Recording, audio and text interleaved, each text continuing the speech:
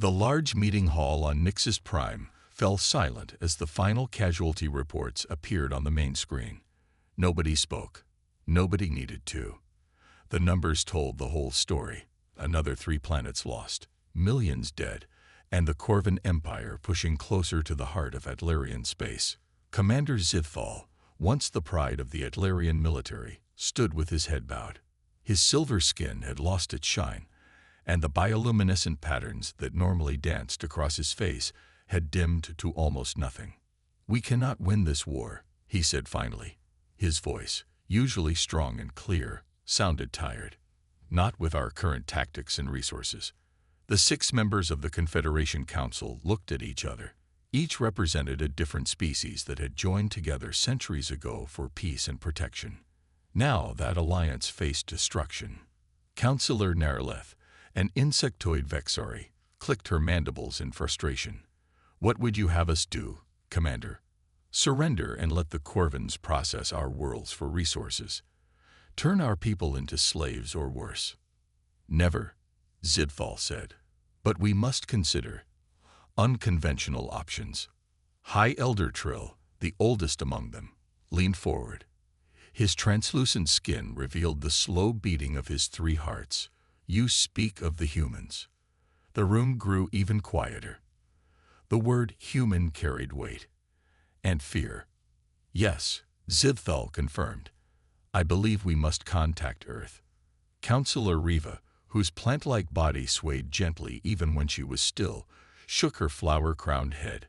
"The humans have been isolated for good reason. Their history is filled with violence beyond comprehension. They fought wars that almost destroyed their own planet." "Exactly," said Zidthal. "They understand the kind of enemy we face.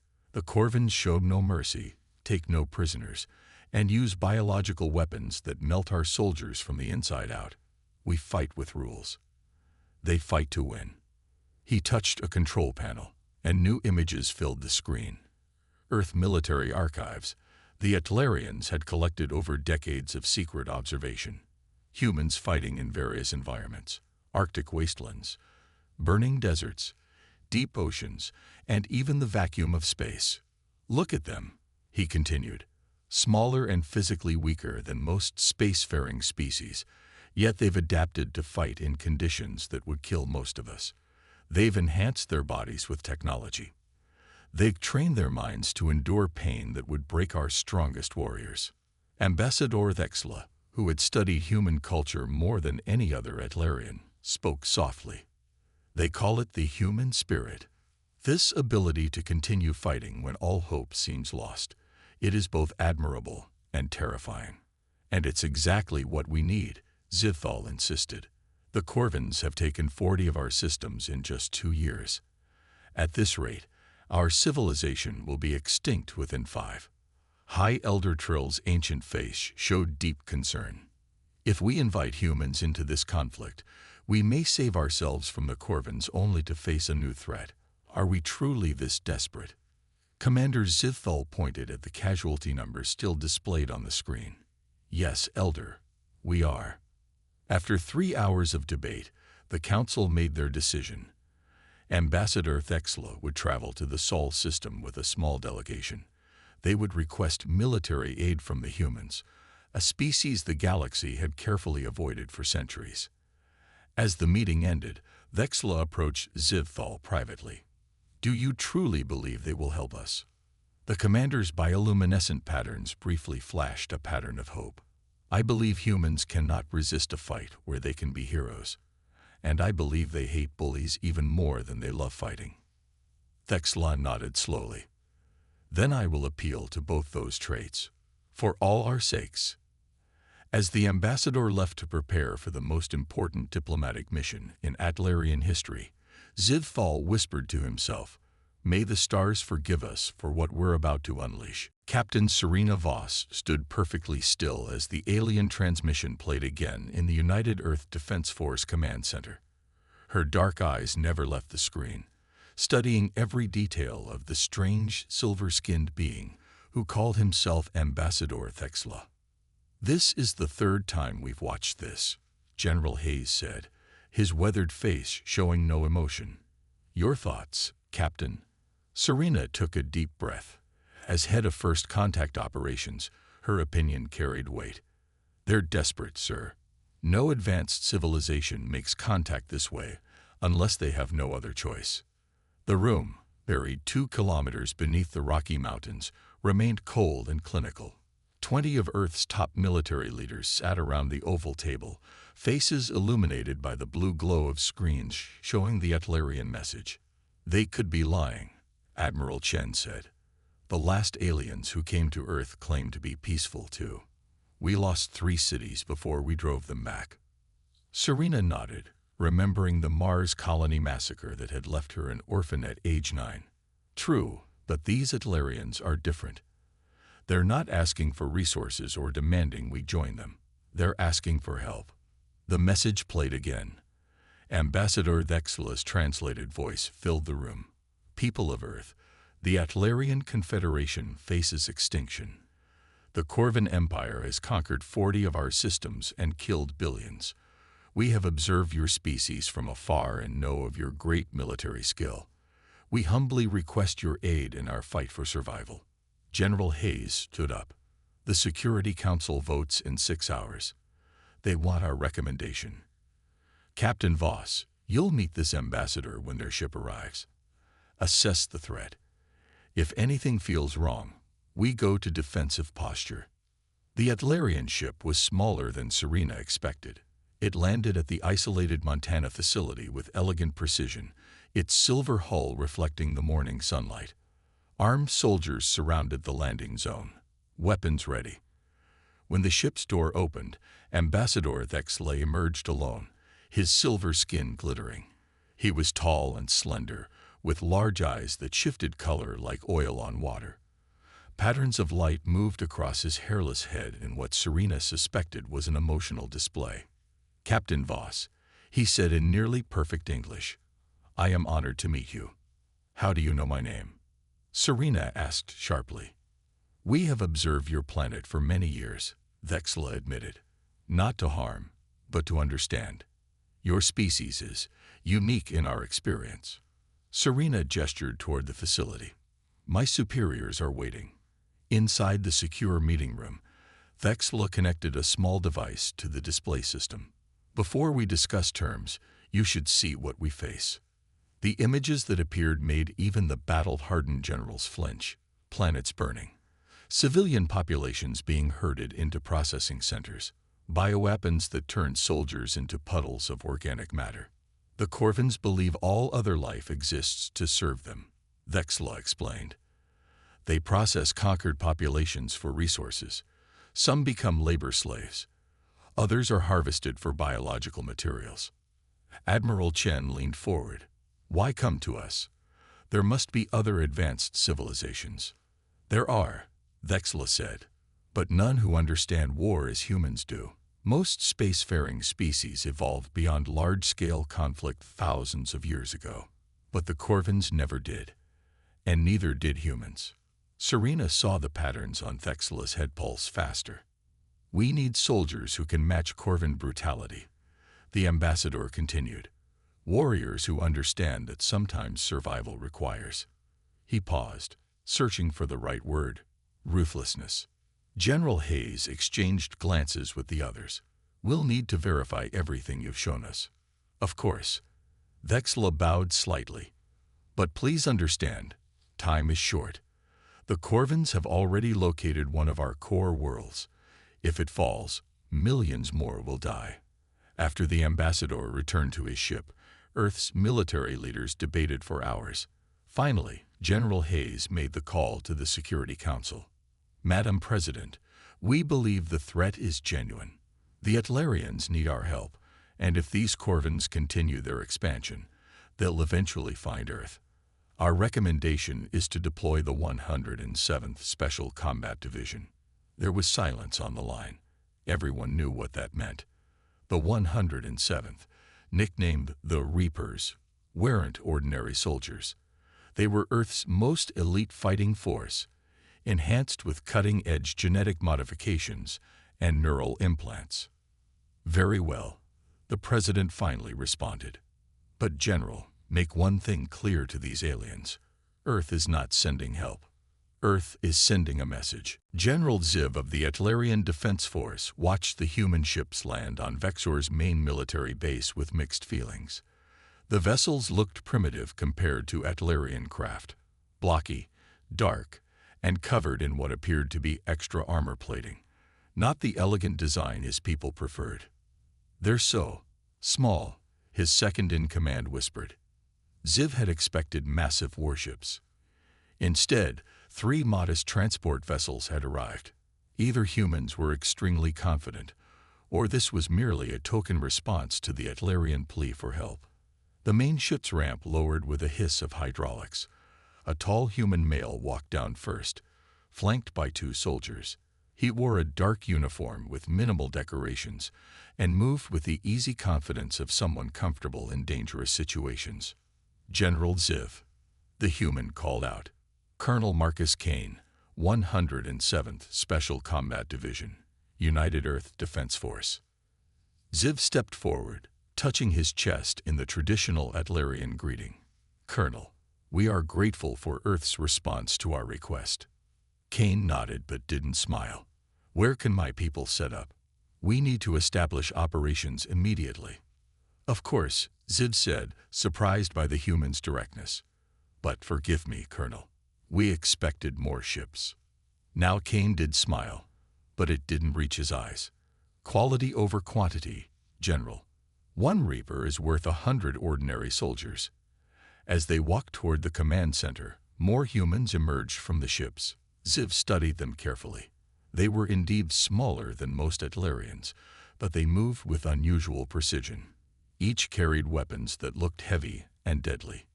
Inside the command center, Kane's team began unpacking equipment while Ziv showed the colonel the latest battle reports. "The Corvins have pushed through our outer defenses," Ziv explained, pointing to the holographic display. "We expect them to attack this base within 3 days." Kane studied the map, his face showing no concern. "Tell me about their tactics." "They use biological weapons first, followed by heavy bombardment. Then ground troops move in to capture resources and—" Ziv hesitated. "Process survivors." "Process?" asked a female human officer who had joined them.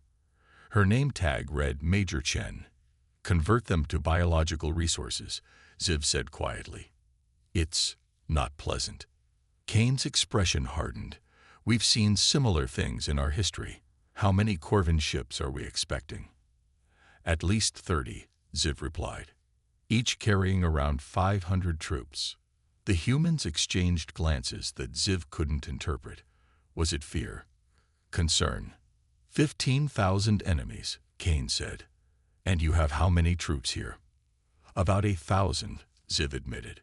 "But many are inexperienced." Kane nodded. "We brought 300 Reapers." Ziv's bioluminescent patterns flashed in shock. 300 against 15,000. "Should be enough," Kane said calmly. He tapped his temple, where a small metal implant was visible beneath his skin. "We're not ordinary soldiers, General."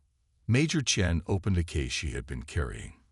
Inside were small devices about the size of a finger. "These are neural translators. They'll help us coordinate with your troops in battle." As Ziv watched the humans set up their equipment with quiet efficiency, an alarm suddenly blared through the base. "What's that?" Kane asked sharply. Ziv rushed to the communication station. "Corvin ships. They've appeared at the edge of the system. They're early. Our intelligence was wrong." Instead of showing concern, Colonel Kane smiled. A predator's smile that made Ziv's skin ripple with unease. "Good," Kane said. "I hate waiting." He turned to Major Chen. "Deploy all squads. Standard formation. Tell them we're implementing Protocol Omega." Chen's eyes widened slightly. "Sir, Omega is usually reserved for—" "I know what it's for, Major," Kane interrupted. "These Corvins need to learn something important about humans." He checked his weapon, a compact rifle that hummed with energy. "We don't like bullies." As the Atlarian staff watched in confusion, The human soldiers moved with sudden urgency, their earlier casualness replaced by focused intensity. "General," Kane said to Ziv, "you might want to warn your troops. Things are about to get messy." General Ziv couldn't believe what he was seeing on the command center screens. The Corvin forces had landed in overwhelming numbers, just as expected. By all normal military calculations, the base should have fallen within hours. But after 2 days of fighting, not only was the base still standing, but the Corvins were actually retreating from several sectors. "How is this possible?" he asked, watching as a small group of human soldiers drove back an entire Corvin battalion. Colonel Kane stood beside him, looking tired but satisfied. "They expected you. They didn't expect us." On the screen, human soldiers moved differently than Atlarian troops. Where Atlarians fought in organized formations with clear objectives, the humans seemed to flow like water around obstacles, appearing where least expected and vanishing before the enemy could respond. "Your soldiers fight like..." Ziv struggled to find the right words. "Like animals," Kane suggested with a grim smile. "Like hunters," Ziv corrected. "But I don't understand your tactics. There's no formation, no clear pattern." Kane pointed to a sector where heavy fighting continued. "We call it adaptive warfare. Each squad operates independently based on the immediate situation. No rigid plans for the enemy to predict." A communications officer interrupted them. "Colonel Kane, Major Chen requests immediate approval for chemical deployment in Sector 7. Without hesitation, Kane responded, "Approved." Ziv's luminescent patterns flashed in alarm. "Chemical weapons. The galactic conventions forbid." "This isn't a chemical weapon," Kane explained. "It's a biological countermeasure. Your scientists helped us modify it to target the Corvin biochemistry. It won't kill them, just make them very, very sick." On the screen, a yellow mist spread through Sector 7. Corvin soldiers began collapsing, not dead but completely incapacitated. "The second rule of human warfare," Kane said. "Use the enemy's strengths against them. The Corvins rely on biological superiority. We turn their biology into a weakness." Ziv watched as human medics moved among fallen Atlarian soldiers, applying treatments far more advanced than their supposedly primitive technology had suggested. "What was the first rule?" he asked. "Hit them harder than they hit you," Kane replied. "And make sure they know who did it." As if to demonstrate this point, a human officer approached with a small device. "Sir, the broadcast is ready." Kane nodded. "Send it." "Broadcast?" Ziv asked. "We hacked into the Corvin communication system," Kane explained. "Every soldier in their army is about to receive video of what happened to their forces here, along with a simple message." "What message?" "This is what happens when you fight humans."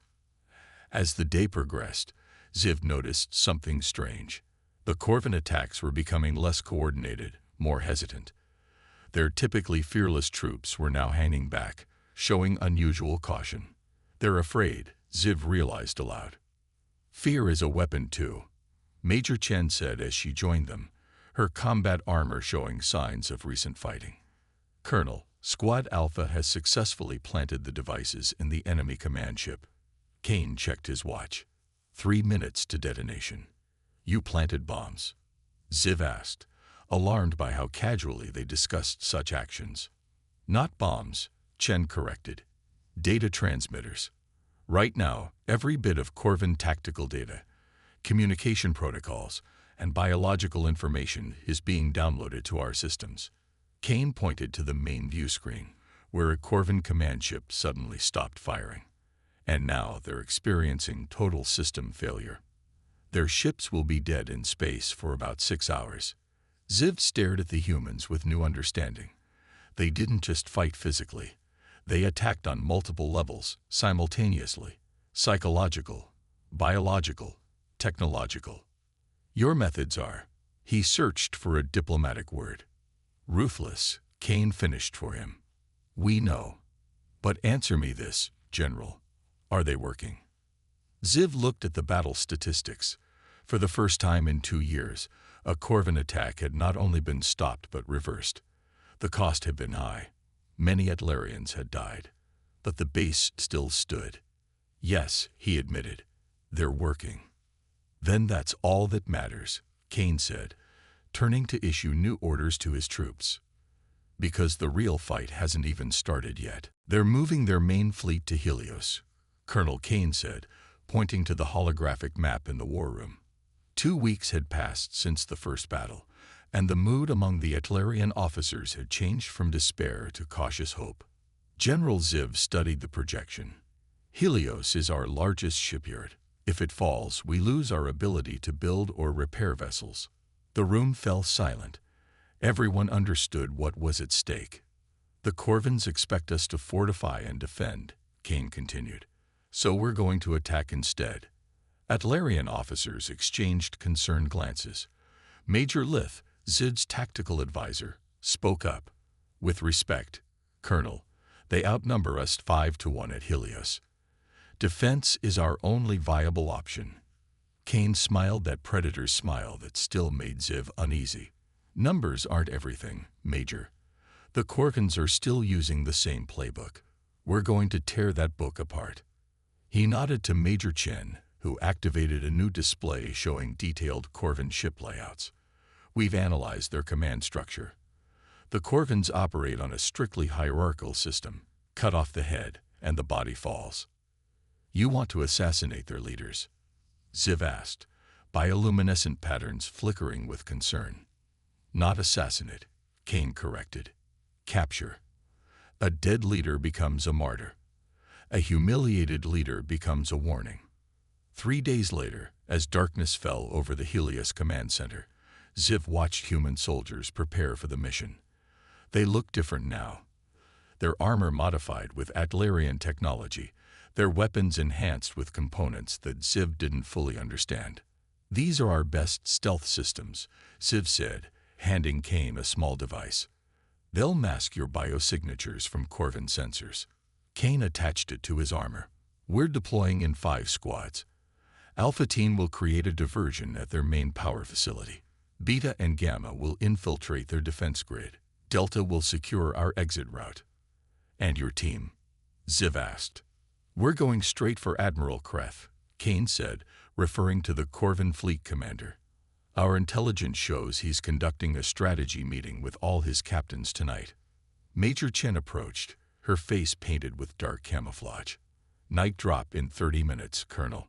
As the human soldiers made final preparations, Ziv noticed something strange about their behavior. They joked quietly with each other. Some even laughed. They showed none of the fear or tension that Atlarian soldiers would display before such a dangerous mission. Aren't your people afraid? Ziv asked Kane. The colonel checked his weapon one last time. Of course we are. Fear keeps you sharp, but Reapers are trained to use fear, not be controlled by it. Kane touched the neural implant at his temple. Plus, these help. Direct nerve stimulation, hormone regulation, pain suppression. We still feel everything, but we can choose when to feel it. The first explosion lit up the night sky. An hour later, the diversion had begun. From the command center, Ziv watched the operation unfold through helmet cameras worn by the human soldiers. What he witnessed both horrified and amazed him. The humans moved through Corvin defenses like ghosts, silent and deadly. When direct combat couldn't be avoided, they fought with a ferocity that made even the battle-hardened Corvins hesitate. They've reached the command center, Ziv's communications officer reported. On the main screen, Kane's team breached the room where Admiral Kreth was meeting with his captains. What followed was so fast and efficient that Ziv could barely follow it. Stun grenades, precision shots, hand-to-hand combat unlike anything Ziv had ever seen. Within minutes, Admiral Kreth and 3 ship captains were secured and being transported back to the human dropships. Status report, Ziv demanded as the firefight intensified around the retreating humans. Alpha Team took heavy casualties but completed their objective, came the response. Beta and Gamma successful. Delta is holding the extraction point. Colonel Kane's team is on their way with the prisoners. By morning, news of Admiral Kreth's capture had spread throughout both fleets. The Corvin response was disorganized, their chain of command shattered. "What happens now?" Ziv asked as Kane returned, wounded but triumphant. "Now," Kane said, "we show them exactly what happens to those who threaten our allies. And trust me, General, they won't forget this lesson." The Grand Council chamber on Nix's Prime had never been so divided. 3 months after the humans arrived, the war had changed dramatically. The Corvins were in retreat across multiple fronts, and for the first time in years, the Atlarian Confederation was winning. But victory came with a price that troubled many. "We cannot continue to support these methods," Elder Kivra said, her delicate form trembling with emotion. The spiritual leader's luminescent patterns pulsed with distress. "The humans have used biological agents that have left entire Corvin battalions suffering. Their infiltration teams have destroyed life support systems on civilian stations. They show no mercy to surrendering enemies." Ambassador Thexla, who had brought the humans into this conflict, stood firmly. "With respect, Elder, those civilian stations were processing centers where our people were being harvested for resources, and the biological agents merely incapacitate. They don't kill." "And what of the psychological warfare?" asked Counselor Riva. "The humans broadcast images of captured Corvins being interrogated. They send enemy soldiers back to their own lines, implanted with tracking devices." Commander Zivfall, now promoted to High Commander after the victory at Helios, stepped forward. The once defeated officer now stood tall, his confidence restored. "I have fought alongside Colonel Kane and his soldiers," Ziv said. "Their methods are harsh, yes, but remember what the Corvins did to Nox 3 and Valus Prime. Remember the billions they processed." The chamber fell silent, painful memories hanging in the air. "The humans understand something we forgot long ago," Ziv continued. "Sometimes survival requires sacrifice, not just of lives, but of our comfortable ideals." The chamber doors opened, and Colonel Kane entered with Major Chen. Though invited to this session, they had chosen to arrive late, a subtle reminder that they operated on their own terms. "Colonel," High Elder Trill greeted them. "We were discussing your recent operations." "I heard," Kane said simply. His face showed new scars from the Battle of Helios. "You're concerned about how we fight." "We are concerned about who we're becoming by fighting this way," Elder Kivra corrected. "Our civilization has stood for peace and cooperation for thousands of years. Now we employ tactics that would have horrified our ancestors." Kane nodded, showing unexpected respect for the Elder's position. "My ancestors would be horrified by much of what I've done too, but they aren't here, facing extinction at the hands of the Corvins. We are." Major Chen stepped forward, activating a holographic display. "We've intercepted Corvin communications. They're developing a new weapon, a quantum destabilizer capable of collapsing an entire star system." Gasps filled the chamber as the technical specifications appeared. "If they deploy this weapon," Chen continued, "they could destroy Nix's Prime and every other core world in your confederation within days. How do we stop them?" Counselor Narleth asked, mandibles clicking anxiously. Kane's expression hardened. "We hit them where it hurts most, their homeworld." The chamber erupted in protests. "Impossible. Their home system is too heavily defended. Such an attack would violate all galactic laws." Kane waited for the noise to subside. "We don't need to destroy their homeworld. We just need them to believe we can and will." He outlined a plan so audacious and ruthless that even some of his fellow humans looked uncomfortable. Operation Thanatos, he called it, named after the ancient human god of death. "This goes beyond tactical necessity," Elder Kivra said when he finished. "This is vengeance." "No," Kane countered. "This is the only language the Corvins understand. They began this war believing they could process entire civilizations without consequences. We're going to show them the ultimate consequence." Thexla, who had remained quiet during most of the exchange, finally spoke.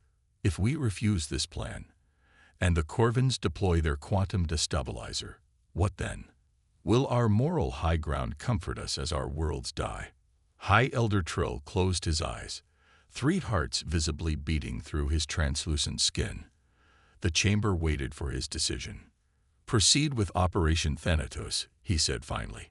"May our ancestors forgive us." The human ship Nemesis moved silently through the darkness of space, its experimental stealth systems hiding it from Corvin sensors.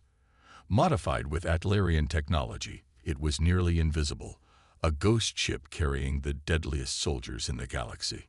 In the command center, Colonel Kane studied the holographic display of the Corvin home system. Around him, his hand-picked team made final preparations for what might be a one-way mission. Approaching outer defense perimeter, Major Chen reported from the pilot station. "Diversionary forces are in position." Kane nodded. The plan relied on precise timing. 3 Adlarian battle groups would attack Corvin outposts in neighboring systems, drawing away defensive forces. Meanwhile, the Nemesis would slip through to Corvar Prime, the heart of the Empire. "Signal the fleet," Kane ordered. "Begin Phase 1. On the bridge of the Atlarian flagship Guardian, Commander Ziv watched as his vessels engaged the Corvin outposts.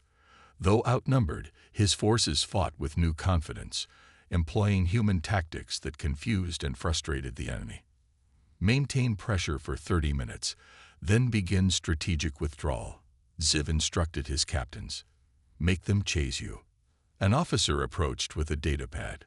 "Sir, we're receiving reports that the Corvins are moving their home fleet to respond." Ziv's bioluminescent patterns flickered with satisfaction. "Good. That's exactly what we want." "We're through the perimeter," Chen announced as the Nemesis glided past massive orbital defense platforms. "Corvin home fleet is moving to intercept our diversionary forces." Kane turned to his team. 20 human soldiers, the best of the Reapers, stood ready in advanced infiltration gear. Each carried weapons specifically designed for this mission.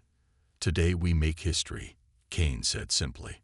"The Corvins believe their homeworld is untouchable. By this time tomorrow, that belief will be shattered forever." He activated a small device, projecting an image of a massive structure orbiting Corvar Prime. "This is the Imperial Palace. Intelligence confirms Emperor Vexkar and his entire high command will be there for the Ascension ceremony tonight. Our target." The soldiers nodded. They all knew the risks. "Remember," Kane continued, "we're not here for wholesale slaughter. We have one objective: deliver the ultimatum directly to Emperor Vexkar himself." Major Chen joined them, her infiltration suit already powered up. "Drop pods ready, sir. We have a 90-second window to launch once we reach optimal position." Kane checked his own equipment one last time, paying special attention to the small, heavily shielded case secured to his belt. Inside was what he had called the final argument of humanity, a device that could change the course of the war. "Let's go make some noise," he said. The Imperial Palace shimmered with light as thousands of Corvin elites gathered for the Ascension ceremony. Emperor Vexkar, a towering figure with gray-scaled skin and piercing yellow eyes, sat on his elevated throne, surrounded by the High Command. "Today marks 1,000 years since our empire began its glorious expansion," the Emperor proclaimed. "Soon, the last resistance will be crushed, and the galaxy will provide for Corvin needs as is proper." A sudden commotion at the main entrance interrupted the ceremony. Palace guards rushed forward, weapons raised. "What is the meaning of this?" demanded High Admiral Zenk. Before anyone could answer, the chamber's lights failed. In the momentary darkness, small objects clattered across the polished floor. When emergency lighting activated seconds later, the Corvins found themselves surrounded by armed humans who seemed to have appeared from nowhere. Colonel Kane stood directly before the Emperor's throne, his weapon pointed at Vexkar's chest. "Emperor Vexkar," Kane said calmly, as if they were meeting for a diplomatic dinner, "I bring greetings from Earth and the Atlarian Confederation." Guards moved to attack, but precision shots from the human soldiers dropped them before they took 3 steps. "Impossible," the Emperor hissed. "This palace is impenetrable." "Nothing is impenetrable to humans who are properly motivated," Kane replied. He placed the small case on the floor and opened it, revealing a device unknown to the Corvins. Do you know what this is, Emperor? Vexkar stared at the device with contempt. Some primitive human weapon. Close, Kane said. It's a detonator. The weapon itself, a cobalt-enhanced fusion device, is already buried 2 kilometers beneath your royal city. If activated, it will render your entire homeworld uninhabitable for the next 10,000 years. The Emperor's yellow eyes widened as he realized the humans had not come to kill him. They had come to deliver something far worse. A choice. 1 month after Operation Thanatos, representatives from across the galaxy gathered in the Great Hall on Nixus Prime. The peace treaty between the Atlarian Confederation and the Corvin Empire was about to be signed, ending a war that had claimed billions of lives. Emperor Vexkar, once proud and arrogant, now sat subdued at the negotiation table. Across from him, High Elder Trill represented the Atlarians, while Colonel Kane and Ambassador Thex sat side by side, a symbol of the unexpected alliance that had changed the course of the war. The terms are fair, Kane said as the Emperor reviewed the document. The Corvins withdraw from all occupied territories. All prisoners are returned. And your quantum destabilizer research is handed over to a neutral third party for safekeeping. Vexkar's yellow eyes narrowed. And the device beneath our capital. It remains in place, Kane said calmly. As insurance, the detonator stays with Earth. 1 activation code with us, 1 with the Atlarians. You expect us to live with such a threat hanging over our heads? The Emperor hissed. Kane leaned forward. Consider it a reminder of the cost of aggression. Your empire thrived because no one could match your ruthlessness. Now you've met someone who can. After a tense silence, the Emperor signed the treaty. The war was officially over. Later that evening, the Atlarians held a celebration in honor of their human allies. The grand hall glittered with light as music and conversation filled the air. Yet Colonel Kane stood apart from the festivities, looking out over the capital city from a high balcony. Ambassador Thexla joined him, carrying 2 drinks. You don't seem satisfied with our victory, Colonel. Kane accepted the drink. In my experience, Ambassador, there are no true victories in war, only different degrees of loss. They stood in silence for a moment, watching distant ships move through the night sky. Your soldiers are preparing to return to Earth, Thexla noted. Will you miss this place? Parts of it, Kane admitted. But we belong on Earth. The Council has approved all the technology transfers you requested, Thexla said. Energy systems, medical advancements, FTL drive improvements. Earth will benefit greatly from this alliance. Kane nodded, and the Atlarian military has already begun adopting our combat doctrines and tactics. You'll be stronger for it. Some say we'll be changed for it, Thexla countered. Not all changes are improvements. Kane turned to face the ambassador. Can I tell you something, Thexla? Something I haven't told anyone else. Of course. Earth was never as strong as we made you believe. Thexla's luminescent patterns flickered in surprise. But your soldiers, your weapons. The 107th is our best division, yes, Kane explained. But we have only a few like it. Our resources are limited. Earth is still recovering from our own wars. Then why risk everything to help us? Kane looked back at the stars. Because that's what humans do. We fight hardest when the odds are worst. Not because we're fearless, but because we understand fear better than most. He took a small device from his pocket, a simple metal cylinder with a single button. This is the detonator I showed Emperor Vexkar, the one that supposedly could destroy his homeworld. Supposedly, Thexla asked, bioluminescent patterns pulsing rapidly. Kane handed it to the ambassador. It's a fake. There is no bomb under the Corvin capital. Thexla stared at the device in shock. You bluffed, with the fate of the galaxy at stake. The greatest weapon humans have isn't our technology or even our ruthlessness, Kane said, taking back the fake detonator. It's our willingness to risk everything on a single desperate gamble when there's no other choice. As human ships prepared to depart the next morning, Kane watched his soldiers board, many carrying gifts and mementos from their Atlarian allies. "Will we see you again, Colonel?" Commander Ziv asked as they said their goodbyes. "I hope so," Kane replied, "under better circumstances." The commander's luminescent patterns formed a pattern of respect. "You taught us how to survive, Colonel Kane. Perhaps someday we can teach you how to live in peace." Kane smiled, a genuine smile, not the predator's grin his troops knew so well. "I look forward to that lesson, Commander. Until then, stay safe." As the human ships rose into the sky, the galaxy watched with a mixture of gratitude and unease, wondering what role these dangerous, unpredictable allies would play in the future of interstellar relations.